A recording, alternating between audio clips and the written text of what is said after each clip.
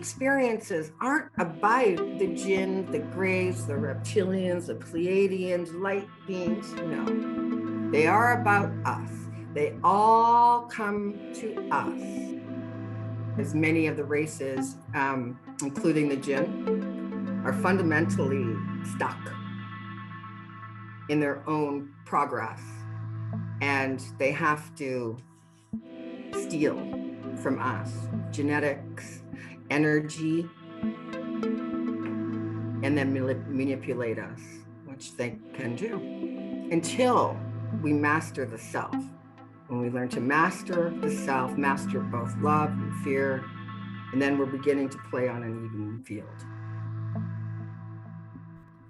Hello and welcome to the Spirit Box podcast, where we explore folklore, magic, the world of the spirits, and everything in between. For episode number 63, we're joined by clinical hypnotherapist and abduction researcher Laurie McDonald. Laurie is a graduate of the Dale Carnegie Effective Speaking and Human Relations courses, is a member of the Sacramento Institute of Noetic Studies, and is on the mental health referral list for organizations such as Passages of Malibu, Addiction Center, MUFON, and is the president of OPUS, the Organization for Paranormal Understanding and Support. She is also a lifelong experiencer of alien abduction and interference. And to that end, Laurie gives us her view on what's going on a grand scale, what the aliens want, and how to prevent unwanted intrusion. We definitely push the envelope in this one, so you're not going to want to miss it. In the Plus show, we get into some accounts of Laurie's work as a researcher and hypnotherapist, and she recounts for us a mind-bending story from the Vietnam War and the most frightening accounts from her regressed subjects. And Laurie gives us her view on the current disclosure coming out of the Pentagon. If you want to hear the Plus show, then sign up to the Patreon and you'll get the Plus show along with a host of other benefits. You can also buy me a coffee via my Linktree and YouTube videos. And while we're on the subject, I want to give a big thank you to my patron, Kate Cornish. Thank you, Kate. I really appreciate your support. Now, I'm always interested in people's experiences with the other, from hauntings to abductions, like we're going to get into today. And if you have a story that you want to tell, something that you want to share with the world, then reach out to me, either on Twitter or Instagram, or leave a voicemail in the podcast link in the show info. Now, before we kick off, I'm pleased to announce we'll have a Kickstarter for the Sigil Engine native app, which will be in the coming weeks. We're getting closer and closer. It is going to be a vastly superior tool to the web app, and I'm really quite excited about it, so watch out for that. Lastly, if you'd like to, please give the podcast a 5-star rating and perhaps a positive review. It really helps with the visibility of the podcast and helping me reach a broader audience, and I'd really appreciate it if you could. Right, let's get into it. Brace yourself. Here we go.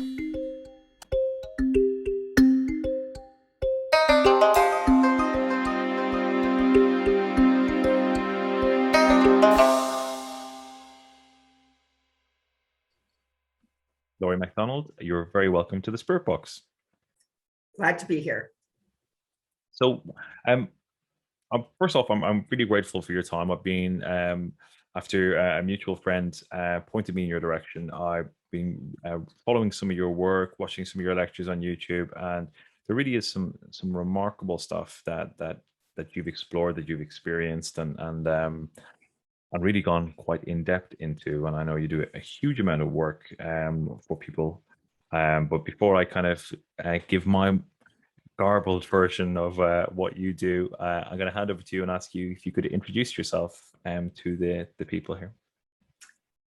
Happy to do it. I'm a clinical hypnotherapist here in Sacramento, California, and I have a private practice, and it seems that about 50% of my practice now deals with either the meganormal, the paranormal, some form of interdimensional or extraterrestrial experiences that people have had, and they're sort of stuck in a place where their reality has been challenged, and they either need to do a deep regression to explore a specific memory, or they come to learn ways to interpret the experience so that they can use it sort of as a catalyst to their own consciousness expansion.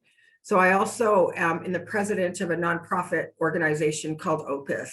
And OPUS is a very caring organization that offers support to these people. Because what happens sometimes is you're either awestruck and the subconscious or unconscious mind does not know how to deal with the paranormal or meganormal situation you may have dealt with.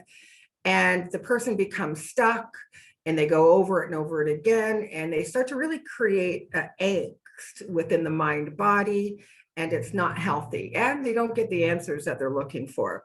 So I do help them find those answers and sort of ease the transition into understanding that perhaps the human experience and the world itself is far more mysterious and interesting than we've ever given it credit for. And as our attention has been externalized, we're really missing out on those higher energies that we can perceive and even communicate with. You mentioned there, was it Meganormal? Yeah. Can you tell me what that means? If it's the first time I've heard that phrase. So Meganormal is a higher, more spiritual experience that fundamentally changes a person in a way where their life begins to change to help others, where they're more oriented towards perhaps the environment.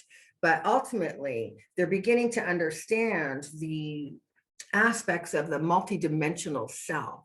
So ultimately, all experiences and anything that anybody's ever experienced on the para or meganormal is about them.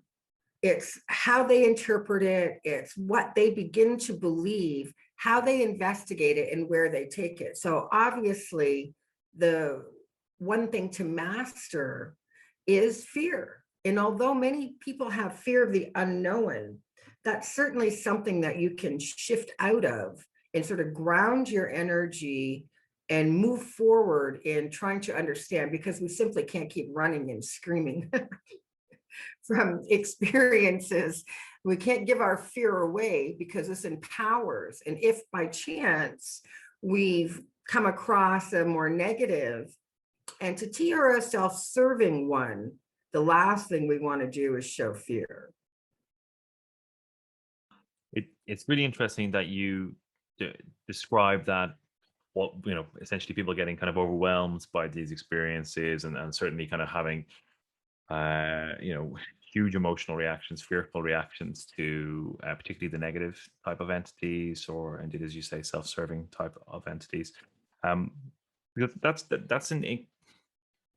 it's such an important question, and it's such an important area to explore. And one of the things that I've been really interested in exploring kind of in some of my own research was really where do we get the tool sets, the kind of the human being technology, as it were, to deal with this kind of intrusion.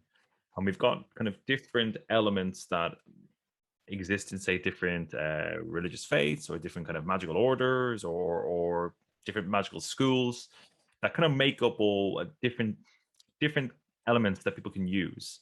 But I kind of wanted to ask you that question. What have you seen that kind of works with, indeed, protection or repulsion of these entities? Really, I'm going to begin with fearlessness and the ability to follow a specific protocol in dealing with entities. There is a protocol that you must follow, and you shouldn't communicate with any entity that doesn't call you by your name, that doesn't ask permission for communication, that is intrusive. Okay, so already that's a red flag. So we have to be able to create, control, and follow the protocol that will allow us to stay within our personal power. No super entity is going to save us. They're not going to give us any great answers to the mysteries of the universe, not even close. What the ones that are interfering with, and it is an interference, is it's throwing people off of their personal power. They are giving their power away by either identifying, say, with a star system or an extraterrestrial entity. They refer to it as my family, I'm a star seed and, I'm connected to them. Well, and they claim them, they allow the extraterrestrial to claim them as one of their own. But really, another definition for claim is to perhaps own, but more likely possess. So the human is not understanding their power. All of these entities, extraterrestrial, interdimensional, ones stuck in bardo or limbo, all of them come to us for one reason, because we are powerful beyond our own understanding and belief. And as we are no longer infants in the cosmos, myself, I'm in the kindergarten of the cosmos, and so still really enjoying it, but there's just so much to learn. But the first thing that we learn is how to protect ourselves, and we don't do that with magic, but it's more with an understanding of energy, of our own personal empowerment, by following some universal laws, but by also having an end game. What are we looking to achieve in communicating? How does it serve our highest purpose? And is the full interaction based in respect and ultimately love? And if it's not that, then you're playing in the wrong field. Thank you. That makes a lot of sense. One of the things as we were just talking at the start of the just before we hit record about kind of our various travels, and I mentioned some of my work. I got into this through looking at the jinn lore and then my own experience with something, whatever that is. But I did a lot of in-depth research into the jinn, their habits, their characteristics, what are attributed to them. And I found almost the identical thing within Irish fairy lore. And then you kind of broaden that out, and it goes into kind of Scandinavian, elfish, dwarfish lore.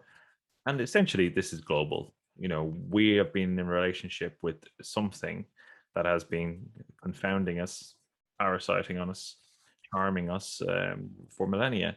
And I know a lot of your work is centered on particularly kind of interdimensional and kind of alien encounters. But one of the things that really struck me, again, looking at the fairy phenomena and the jinn phenomena, is the way that the idea of these entities having a sexual interest in human beings, and also an interest in the unborn and children. So the whole thing of changelings is part of lore, where a child gets swapped and a kind of a aged fairy is left in their place. Yes, I know what a changeling is. Yes. Yeah. And if we put aside kind of, there were socioeconomic reasons where the idea of changelings existed as well. And if we put aside that and focus on kind of the potential legitimacy of what people were talking about, whether that was a byword for abductions or hybrid or whatever that might be. But I really wanted to kind of get your take on that, because I know this is an area of your expertise and something that I really want to hear your thoughts on. Well, yes. So it's very important to understand the person's background, who's had the experience, their cultural, their religious beliefs, their internal belief system. And so this is going to profoundly affect the way they communicate their story. Whereas one person may describe, as specifically in Asia, a jinn as a small, dark entity who has maybe sat on top of them, sounding more like a sort of a succubus or something. Another may describe it very much like a small gray extraterrestrial, sort of this, thin body, pale skin, long limbs, right? And so it really depends. And so it's very important when you actually interview an experiencer, you have to treat them very much like the police would treat an eyewitness to an event. And that's exactly really what it is. And so if we can get them to express and describe what they saw without the religious overtones or cultural beliefs, we begin to see that we can classify specific entities into just categories of, say, lower, middle, or higher energy, all depending on their agenda. So what is the agenda of a jinn? Why has a jinn been interested in the humans? Why have the Greys been interested in the humans? And we begin to see that part of that is a form of hybridization, a program of creating both a half human, half jinn, half human, half extraterrestrial, because what they are doing is piggybacking the ascension of the human. Jinn, they do die. Even though they've been around for millennium, they have a lifespan, just very much like extraterrestrials. We're looking at maybe 900 to 1100 years, then some of them die, unless they are sort of hardwired into their artificial intelligence, and like the small Greys definitely are limited in their ability because they're that hive-minded understanding. So if we begin to see that they're trying to piggyback our ascension, they're looking for something that we carry that they don't. And I believe what that is a soul, an eternal soul. Just, I'm not sure if you heard my definition to my higher understanding that was taught to me for the word human. Human is actually the definition of the type of entity that we are. Okay. Hue is the word we use to measure the saturation of light or the depth of light. Manifestation means to come into the physical, to be embodied. A human is a light embodied being. We have a unique ability to be in the third dimensional reality, as our goal here is to master both love and fear as we are on the ascension path to understanding our human attainment. After that, the human soul moves on, fourth, fifth, sixth dimensional. We're moving up. That's the ascension. Whereas in the third dimension, and I do believe that we're like in quantum physics or quantum mechanics, more likely, is we see that we are in a series of garden-like planets, a series of Earth, basically parallel dimensions. All of these parallel dimensions, don't know if they're infinite, it's hard to say, but there are many. And all Earth-like, all in the third dimension. So on the demise of the human, we can be kind of sent back into a third dimensional reality. That is not the goal. That is a manipulation. The goal is to understand the human, the light embodied being, whereas race, gender, those are subcategories of the human definition. That's all it is. So it's really important that we begin to understand both the universe as a larger, understanding some basic physics, some quantum mechanics, and quantum theories that show beyond a doubt that there are multiple parallel universes, that somewhere in a parallel universe, maybe just a frequency away from us, is this interview, maybe going very similar, maybe a little bit different, maybe our experiences moved us this way or that into our belief. But I believe that that's happening. And so within the parallel universe, jinn and other entities who have already figured out sort of the wormhole that connects them. So imagine this for a second. We know that a quantum computer literally pulls resources from another dimension. We can only assume then within that other dimension, another quantum computer is speaking. As they connect, in essence, they're creating a wormhole, an opening between two parallel universes, and that can be exploited.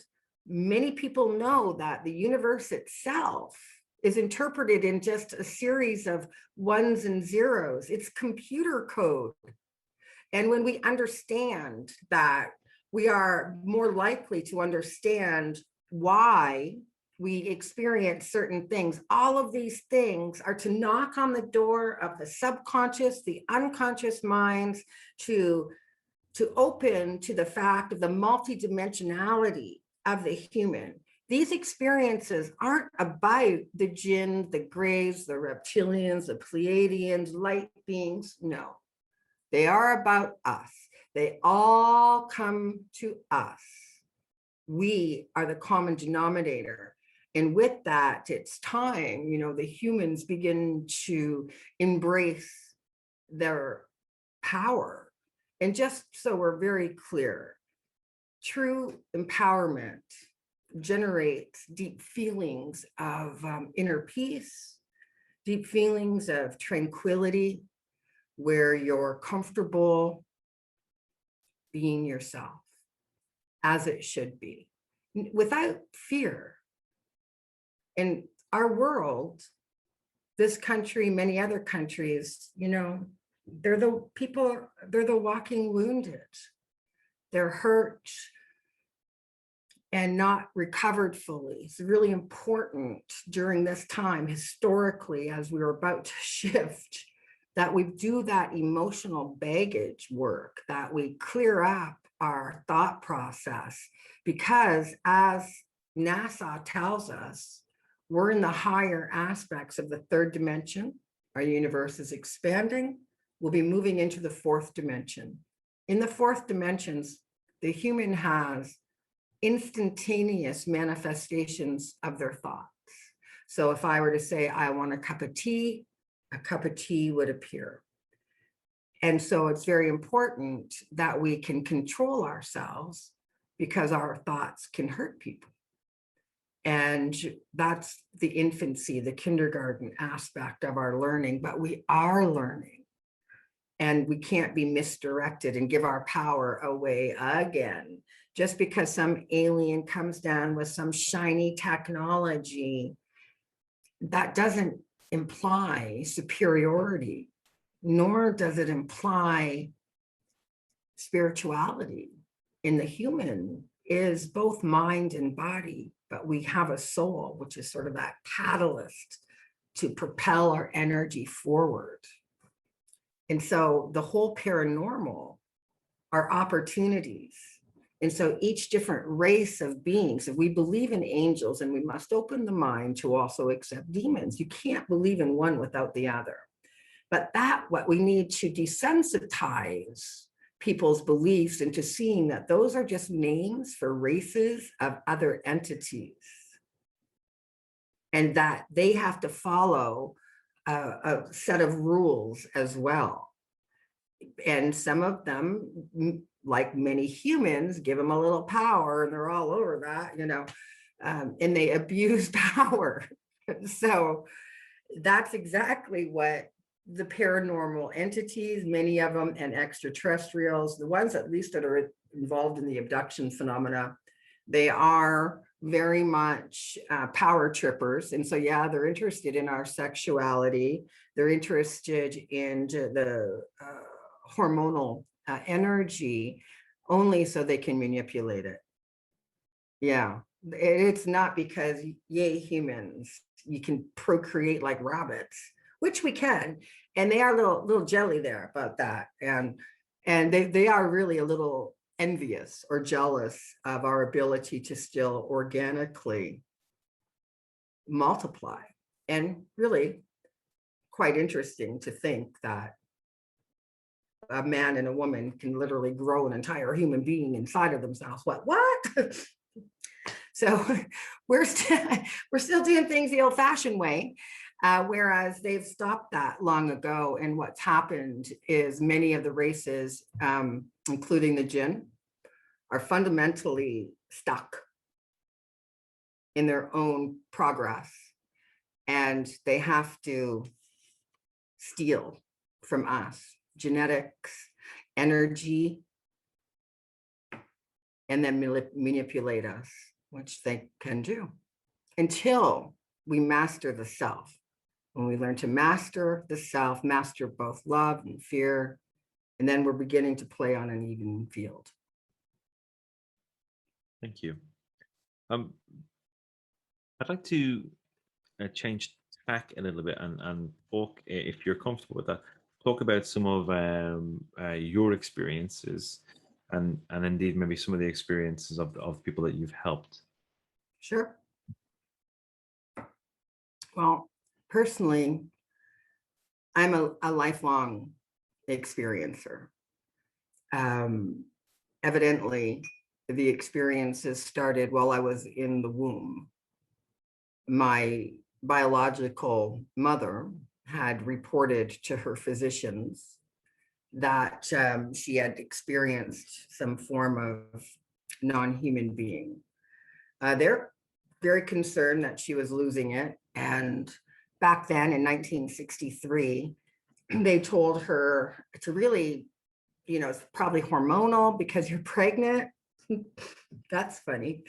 And they told her, after she insisted that they're literally taking her somewhere, that they told her to basically shut it down. You're crazy, you could risk losing your other kids. And so she began to journal her experiences. And then when I turned 50, I get this phone call. I just done this little TV show and I get this phone call and they're like, "Are you Laurie McDonald?" And I said, "I am." And she said, "Well, I'm your mother. And I saw the show that you did, and I would very much like to tell you the story of your birth," where she had then went on to tell my husband and I of her experiences throughout her pregnancy, where she was taken by two entities onto a craft where they did multiple invasive examinations. And when emotionally she would react, they would tell her that she shouldn't be afraid. They weren't going to hurt her. Their interest was in her baby. Not really the words that will calm down a pregnant woman. So this went on. And then eventually she said that she had gone out in the morning of my birth date and two entities appeared on either side, took her on the craft. Needless to say, she went through the entire abduction experience, only to awake on the grass near the back door, bleeding both vaginally and from the nose, and calling out in pain and in full labor. The household did not hear, and nobody woke up to help her. A neighbor leaving for work heard her and roused the house and took her to the hospital, where later I was born. She then told me that she was somewhat afraid of me and that a baby. But it was very disturbing. And I understand, I've run huge support groups for people who have had experiences that got nowhere else to go, nobody to talk to them, nobody's believing them. They're stuck in this questioning, this pain, this fear. They're quiet now, they're holding it to themselves, but give them a platform in a non-judgmental arena, allow them to speak their truth. So here's what happened. She tells me this story, and I didn't know. She said, if there were support groups when I was pregnant, I would have went to one and maybe we might have both had a different life, because she gave me up and never raised me. And I didn't begin a relationship with her until after I was 50 years old. And I felt bad for her that nobody helped her. I felt bad that people are suffering and there's nowhere to turn. So I was talking to the producer of this show and I said, "Listen, my mom's kept a secret for 50 years. And why don't we let her come on the show and give her an opportunity to experience that very specific freedom of telling your truth?" And he said, "Yeah, that would be great." And so I connected them and they talked all that summer. He knew her much better than I. And then at the end of the summer, when things were a go for the show, I got a phone call where the producer had mysteriously died in his sleep. And right after that, my mom suffered a brain aneurysm followed by a stroke, was unable to speak, literally couldn't talk. And Jim is gone. My mom is hanging on for life and having to undergo this unbelievable brain surgery. And she survives and has been in therapy since to find her voice. Eventually, 3 years later, at a conference in Detroit, she was able to see me speak and share a little bit with people of what she also experienced. The phenomena is very real, and it deeply affects people, and not always positively. That amount of fear to be in, full-grown adults afraid to turn the lights out at night. It's not right. But the humans, they have a fundamental human right to be at ease, you know, in both the mind and the body. They have a right to be happy and to exist without interference. And this is why I say it's extraordinarily important to follow the protocols of communication. I've written them as I share them when I can, just so that you know who to talk to. Because, you know, listen, even though I felt quite psychologically prepared, and I did, I mean, to deal with any extraterrestrial experience, I, one night,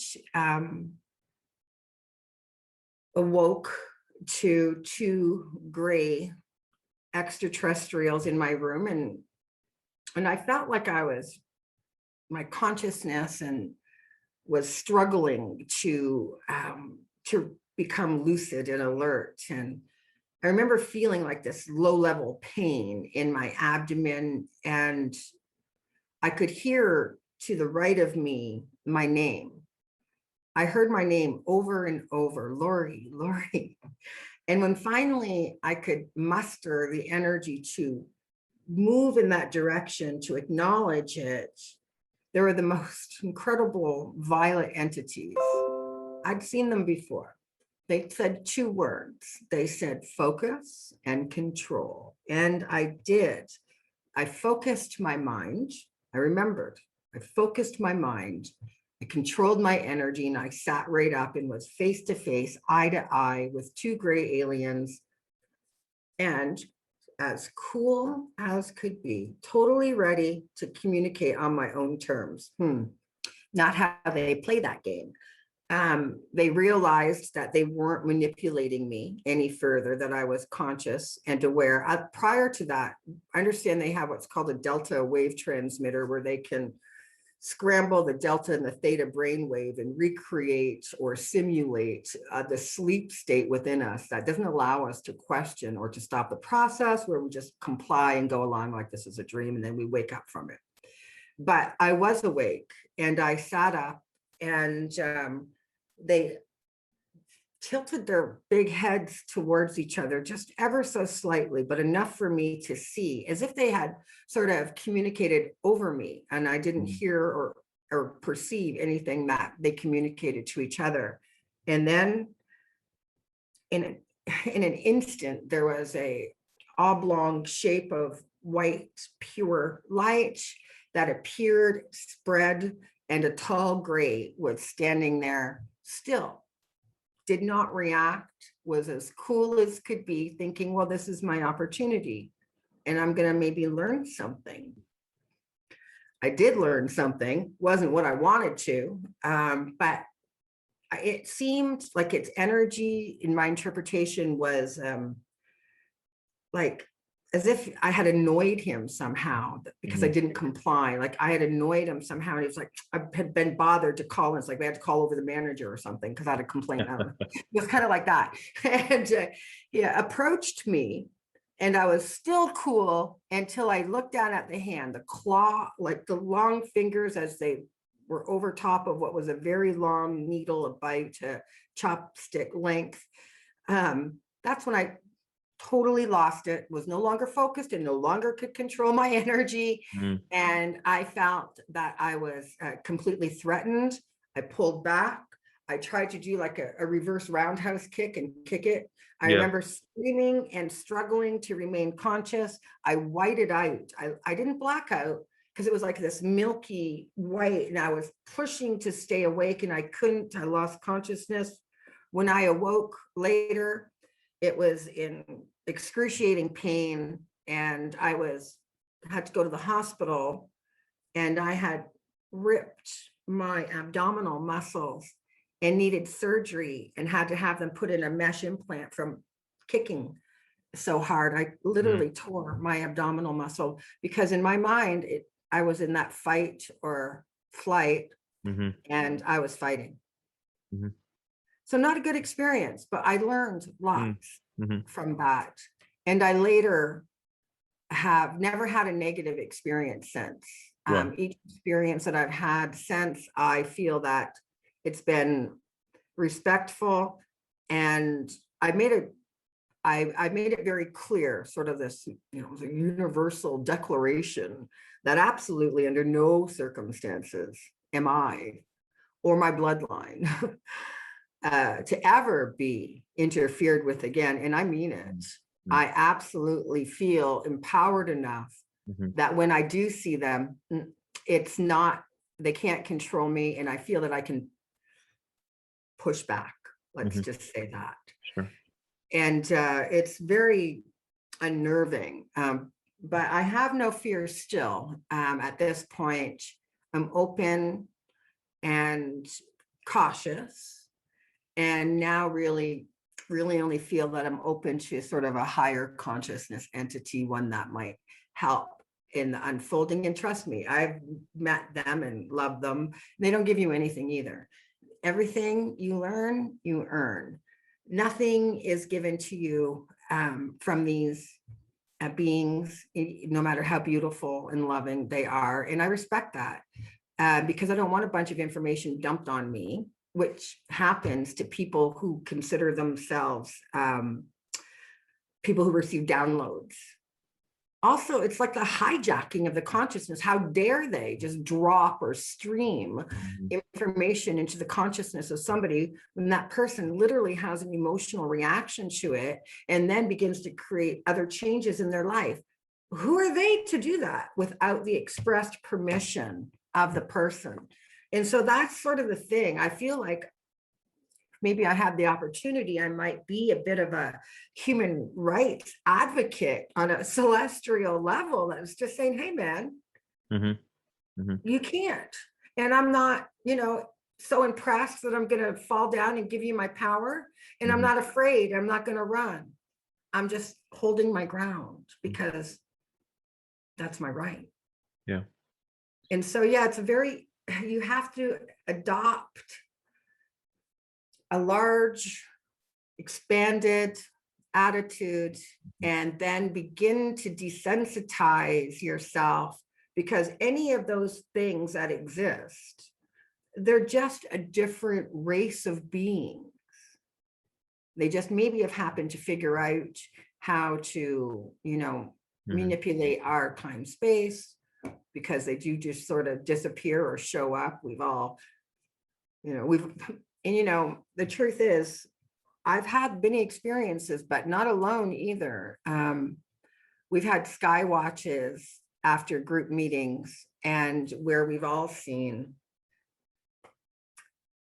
very clearly unidentified flying objects. Some come close, or there'll be orb action. People have also at a meeting, or sometimes when I speak at an event, orbs will be very present. And so I'm beginning to understand that maybe some of the orb energy might be the easiest way to manifest in the third dimension, Right. fully creating, a full body. I'm still trying to learn about that. I'm quite interested because I've seen some very remarkable ones, not like transparent ones. The orbs that we've been able to photograph and see are far more solid than that, right in my home. Yeah, my family members see them all the time. Yeah. Yeah. I haven't. No, things don't happen for me that way, but well, my father does all the time. But within folk tradition, that there's a very kind of clear kind of genetic reason why he's the seventh child of a seventh child. You know, that's Who is my papa? He was the seventh son of a seventh son. which is even more well known as the connection. Yeah. Yeah, I Those didn't know anything. I hadn't, yeah. I never really paid any, I didn't know what the heck he was talking about when my papa would tell me that. Mm.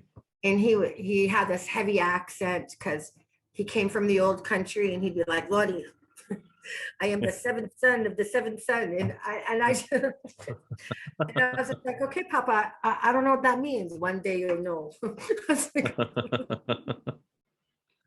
um, so within and it is quite prevalent across Europe, but certainly within Celtic tradition, within well, Gaelic tradition more specifically, within kind of Irish and Scottish folklore, those children, the seventh son of a seventh son, or seventh child of a seventh child, seventh daughter of a seventh daughter, they have a quote unquote gift.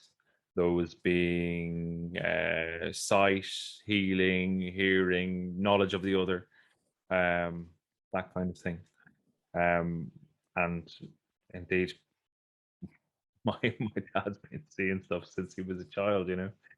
And you know, it's again, it's having the language and understanding what's going on there is a challenge, because there was a folkloric kind of context, but as kind of societies modernized, and you know, Ireland was a fairly agrarian agricultural society not up till maybe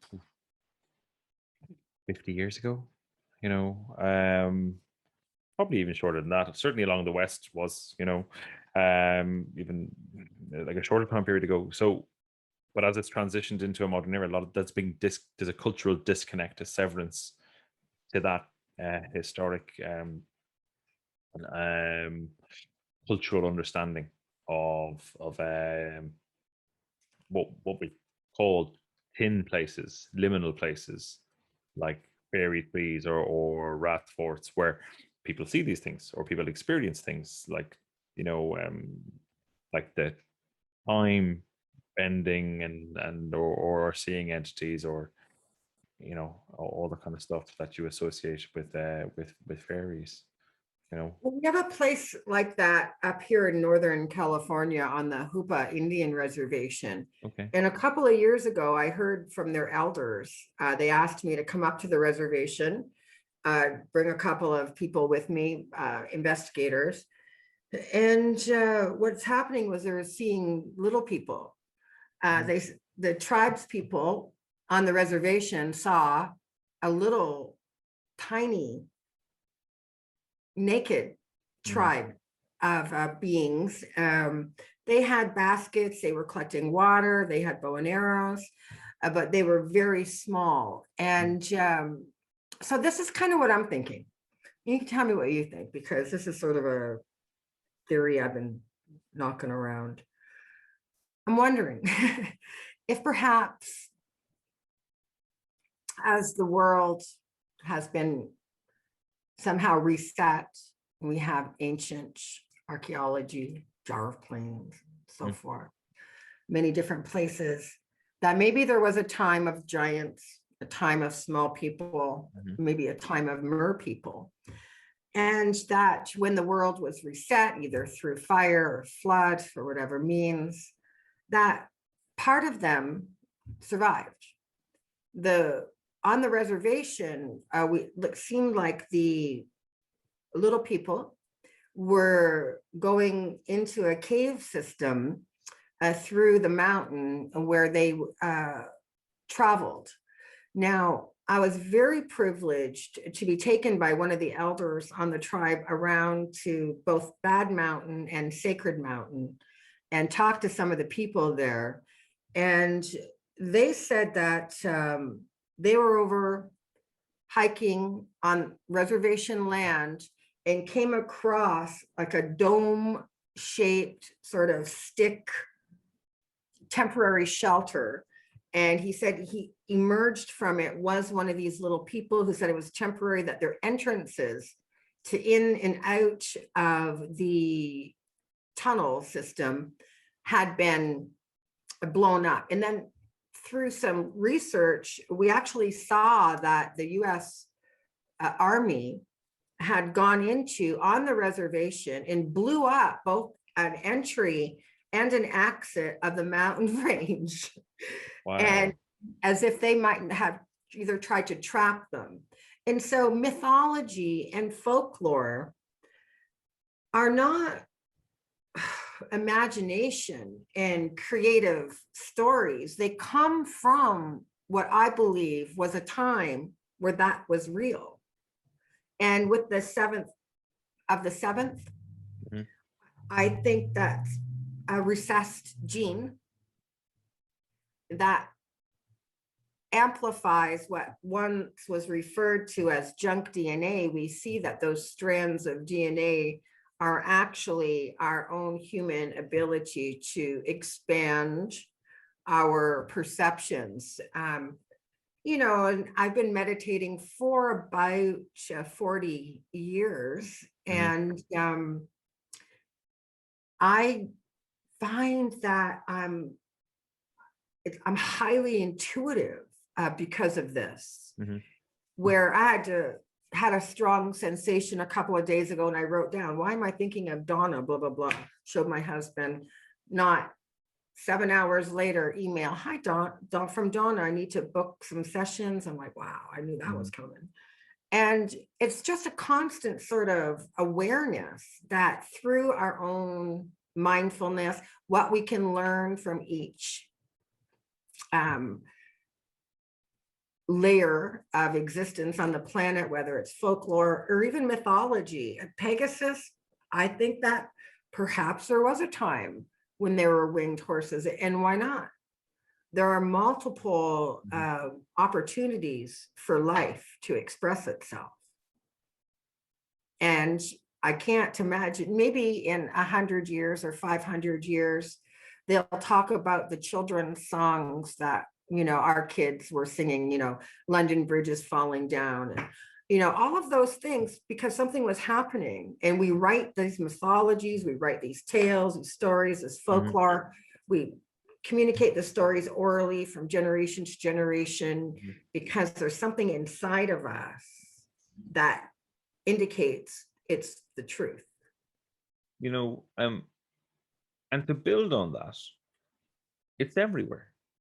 It's across the globe. Oh yeah. And, you know, these stories, the folklore, the histories go. I mean, the oral history of a lot of Native people, you know, around the world that have, say, had no touch with Abrahamic religions, and kind of like where you get a lot of Islamic lore and Christian lore tends to dominate the areas and the landscape, so that it ends up in. When you go to kind of like the Australian Native people, they were Aboriginals, where they have almost identical stories about you know, spirits or entities that are described in exactly like grays, as petroglyphs, look exactly like grays, all that kind of stuff. You know, but again, the same behaviors, like the interest in children, the interest in the sexual interest in human beings. Like, I mean, I'm picking up on those two specifically because we referred to them earlier, but the themes come up again and again, irrespective of geographic location on the earth. Children are very open, as you know. Yes. They haven't yet been tainted. Usually the first, you know, fundamental years, anywhere from 0 to about 8. After that, and sometimes even starting around 6, depending on how the child is raised, you know, they begin to be told by the adults in your life, well, that's just your imagination, you know, that's not real, you're making it up. But up until then, the others, they know that the child can communicate broadly, that the child is born with a sense of telepathy, and that they can pick up and send telepathic messaging and open sort of a channel to seeing the manifestation of other spirits, fairies. And I'm going to tell you, one night, I after hours of research and writing, and I don't know, must have been probably 2 o'clock in the morning by the time I finished work.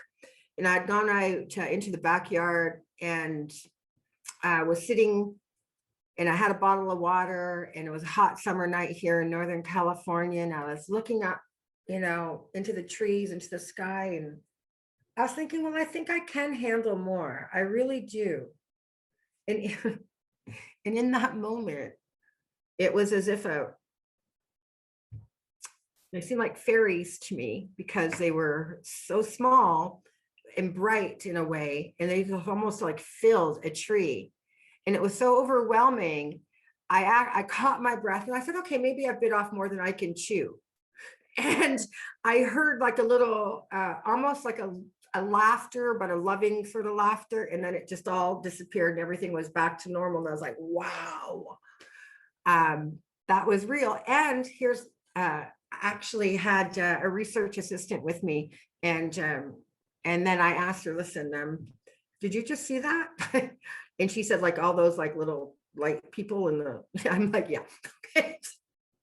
Were they fairies? I can't say, but intuitively, that's kind of what I thought they were. I could be wrong, but wow, to think right there, just outside of my optical ability to process, they were there in the moment where I said I was open to it.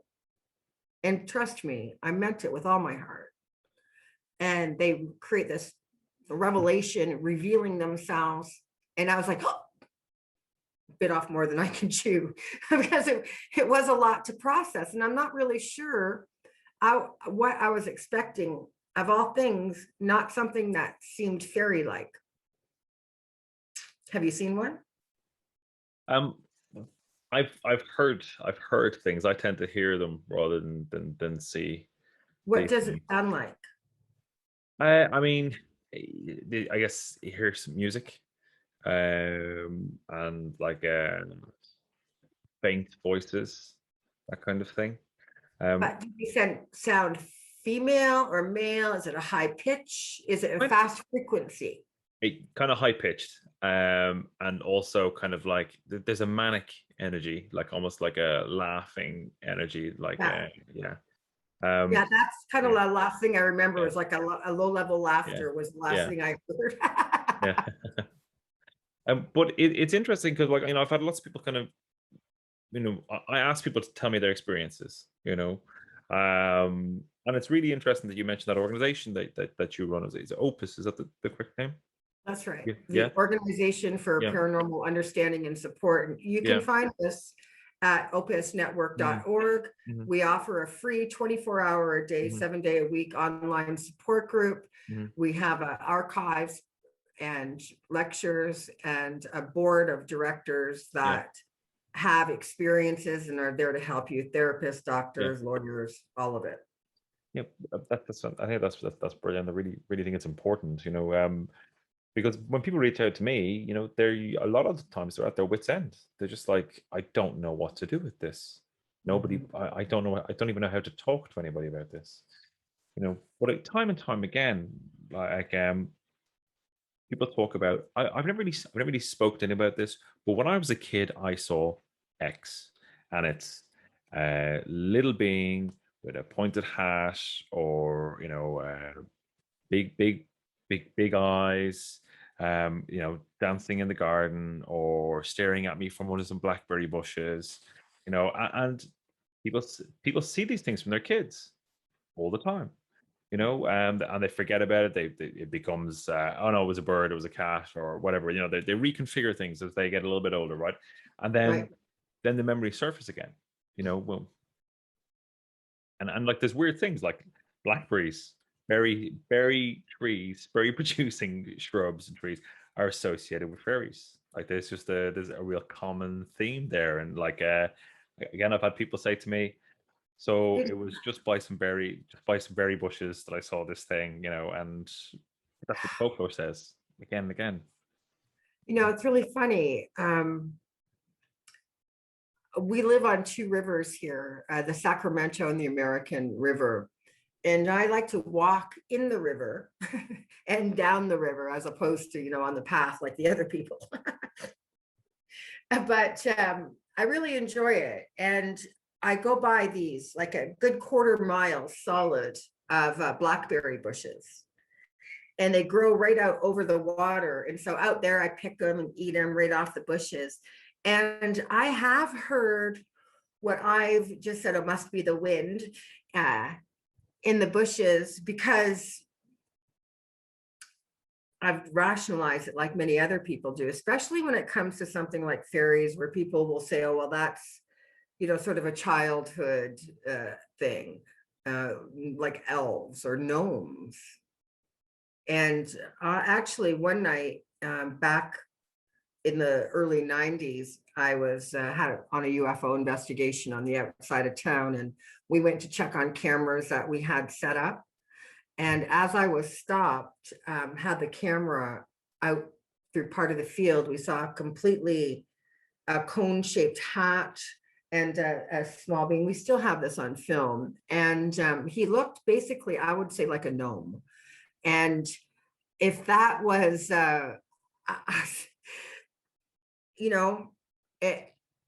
it moved.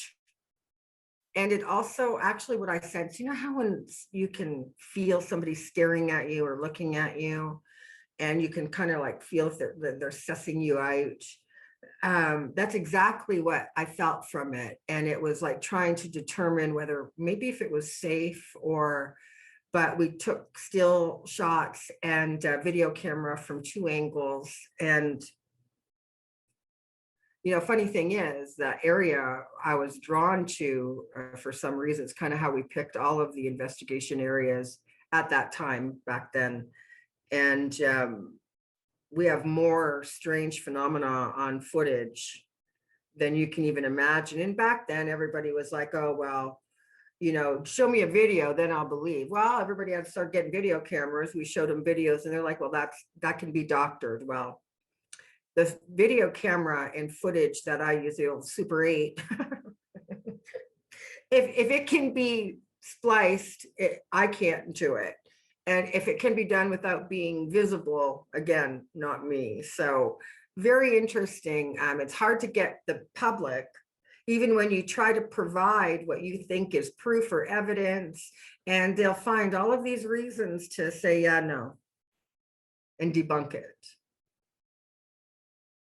Not sure why we can't open to the existence of other non-human entities, either sharing our space or at least ones that have the ability to move in and out of a frequency.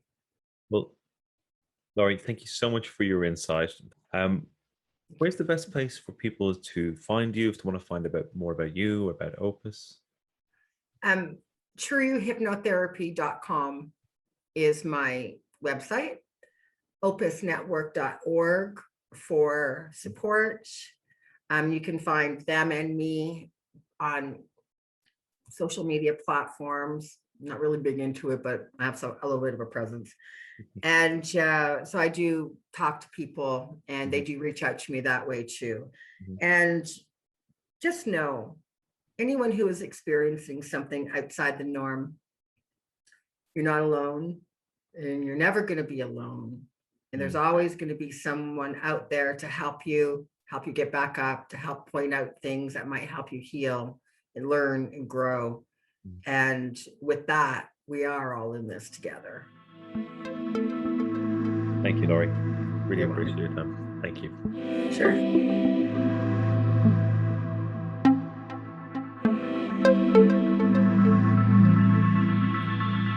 I told you we were going in the deep end with this one. And really appreciate Laurie taking the time to tell us her story and the story of some of the people she helps. Do check out her links below. And it may be of use to you, particularly the Opus Network. That might be of use to you if you're experiencing something. I know a lot of people who come to me are experiencing things they're trying to get a grip on, and people can't help them. They don't know where to go. So check out that. You might get something from it. You might be able to find something that's able to fill some missing pieces for you. Right, that's it from me. I'm going to leave it there. Talk soon. Take care. Bye.